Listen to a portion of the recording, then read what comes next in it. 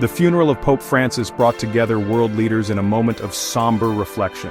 Among them were two figures at the heart of a global crisis: former US President Donald Trump and Ukrainian President Volodymyr Zelensky. Their brief meeting, amidst the hallowed halls of the Vatican, offered a glimmer of hope for peace in war-torn Ukraine. The meeting, though short, carried immense symbolic weight. It underscored the urgency of finding a resolution to the conflict. Both sides described the discussion as productive. They agreed on the need for a swift ceasefire. They also emphasized the importance of continued dialogue to achieve lasting peace.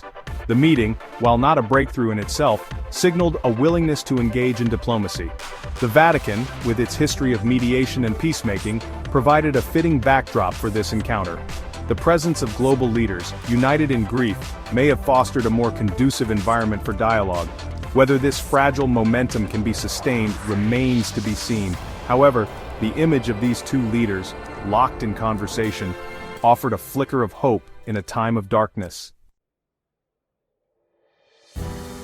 Following the meeting, Trump took to his platform, Truth Social, to voice his perspective. He questioned Russian President Vladimir Putin's commitment to peace. He cited recent missile strikes on Kiev as evidence of Russia's continued aggression.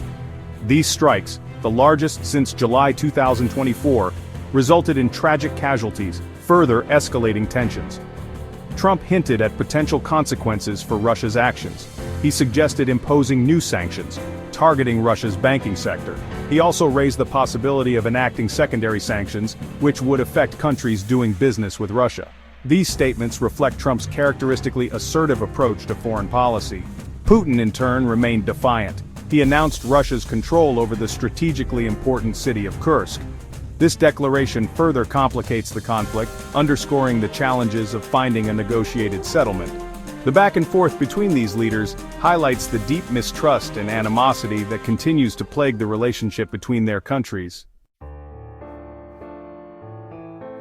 Despite the obstacles, diplomatic efforts continue. The White House, under President Biden's leadership, is actively pushing for a peace deal. Trump's envoy, Steve Witkoff, recently met with Putin in Moscow. The meeting, lasting 3 hours, was described by Russia as constructive, suggesting some willingness to engage. Zelensky, for his part, remains cautiously optimistic. He welcomed the meeting with Trump and expressed hope for tangible results. However, he stressed the need for a complete and unconditional ceasefire as a prerequisite for meaningful negotiations. He seeks a real signal from Russia, demonstrating a genuine commitment to ending the bloodshed.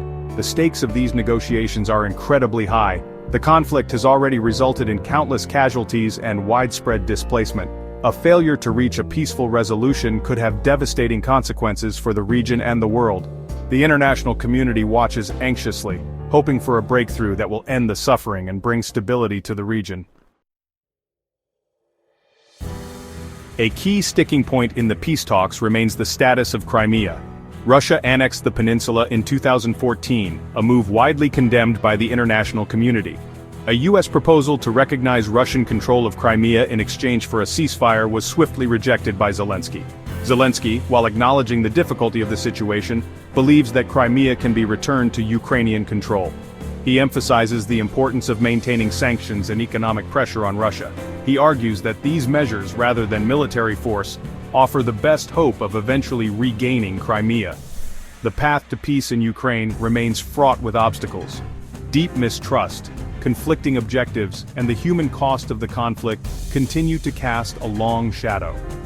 However, the recent meeting between Trump and Zelensky, against the backdrop of Pope Francis's funeral, offers a glimmer of hope. The willingness to engage in dialogue, however tentative, is a crucial first step. The world watches and waits, hoping that this fragile opening can be nurtured into a lasting peace.